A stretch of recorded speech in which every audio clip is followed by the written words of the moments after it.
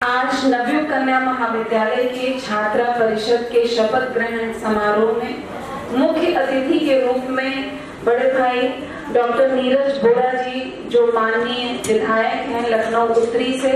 उन्होंने बहुत ही सहजता से दो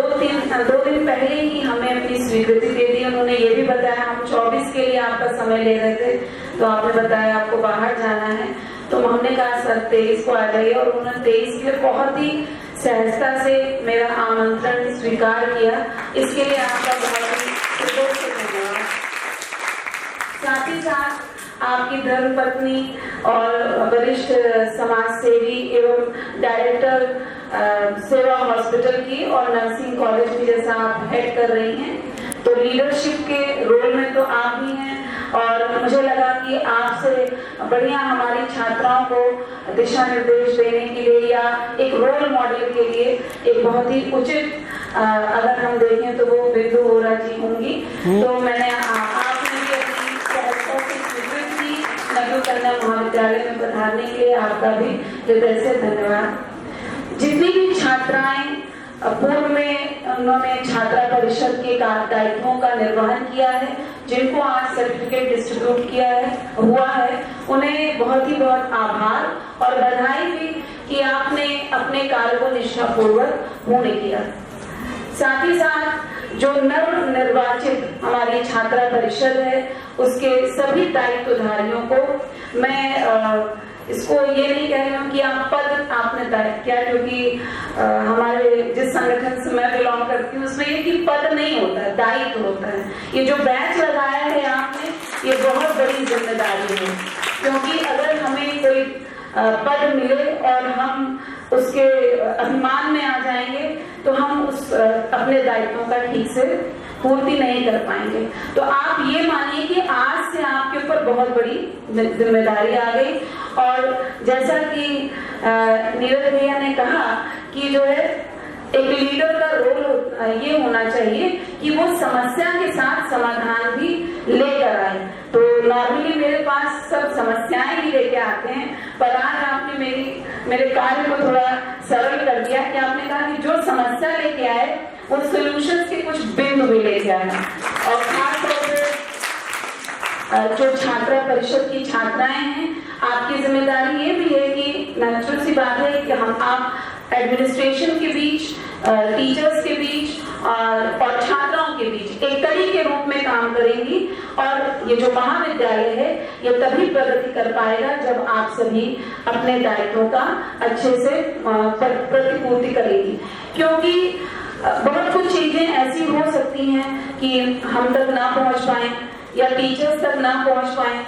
छात्राओं के बीच की कुछ समस्याएं हों, पर उसको हम इस पटल तक लाने का कार्य आपका है। और नवयुग कन्या महाविद्यालय के प्राचार्य होने के नाते और जो यहाँ की शिक्षिकाएं हैं, जो प्रॉक्टोरियल बोर्ड है जिसके निर्देशन में आप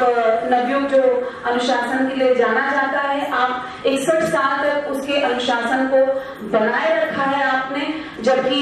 समाज में बहुत ही परिवर्तन हो रहे हैं। आज का युवा सोशल मीडिया के मैसेजेस से एकदम बम्बार्डेड है, मतलब उसकी पर्सनैलिटी ना तो उसके माता पिता निर्धारित कर पा रहे हैं, ना उसके भाई बहन निर्धारित कर पा रहे हैं, ना उसके टीचर्स निर्धारित कर पा रहे हैं। उसकी 50% से ज्यादा पर्सनालिटी जो है वो सोशल मीडिया से अफेक्टेड है। ऐसे केस में अगर नवयुग कन्या महाविद्यालय में ये अनुशासन बना हुआ है और उस अनुशासन प्रहरी के रूप में आपको चुना गया है, तो आप जोरदार तालियां अपने लिए भी बजा लीजिए। और जैसा कि अगर हम भारत के राष्ट्रीय पुनर्निर्माण की बात करते हैं तो उसके लिए युवाओं की भूमिका बहुत ही महत्वपूर्ण हो जाती है। जैसा कि नीरज जी ने कहा कि नारी शक्ति बंधन अधिनियम 2023 जिसने रिजर्वेशन देने की बात कही पॉलिटिक्स में, खासतौर पर लोकसभा और आगे चल के हम आशा करते हैं विधानसभाओं में भी ये आरक्षण होगा। कुछ समय आरक्षण के पक्षधर ये नहीं कि चिरकालीन कोई आरक्षण हो, पर एक थोड़े समय के लिए आरक्षण देना होता है, ये देखने महिलाओं को ये मौका तो दिया जाए कि वो शायद पुरुषों से ज्यादा अच्छा परफॉर्म करती है। जैसा कि महिलाएं अगर सामाजिक जीवन में सक्रिय हैं या वो प्रोफेशनल हैं तो वो अपने परिवार को भी उतने ही अच्छे से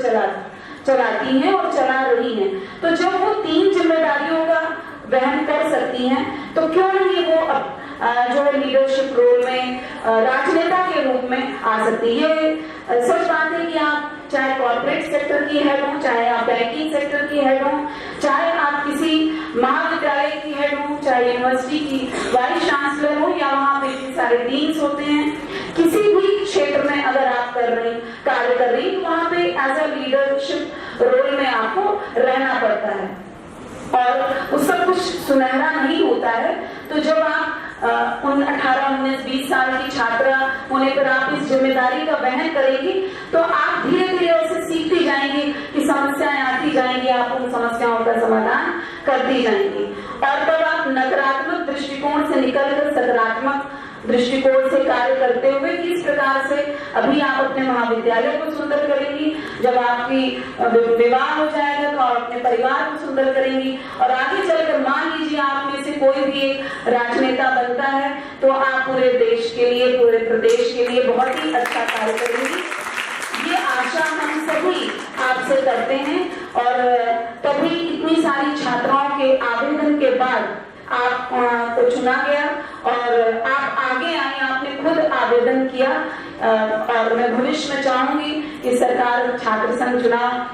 कराए, क्योंकि वही जो जुझारूपन और लीडरशिप रोल होता है उसकी बात अलग होती है। क्योंकि हम लोग जब लखनऊ विश्वविद्यालय में थे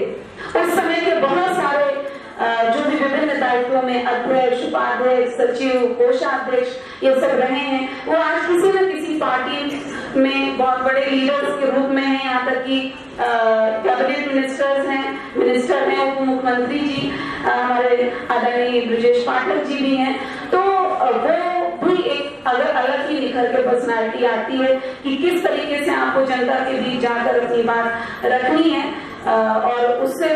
कैंपसेस का और सुंदर माहौल होता है। और अगर कोई इतनी खराब चीज होती तो हमारे केंद्र में यानी दिल्ली विश्वविद्यालय में चुनाव नहीं हो रहे होते। दिल्ली विश्वविद्यालय में चुनाव हो रहे हैं और मैं ये आशा करती हूँ कि आगे चलकर ये उत्तर प्रदेश के भी विश्वविद्यालयों में भी ये चुनाव होंगे और आप सबको ये मौका मिलेगा कि आप आगे चलकर पीजी करेंगी या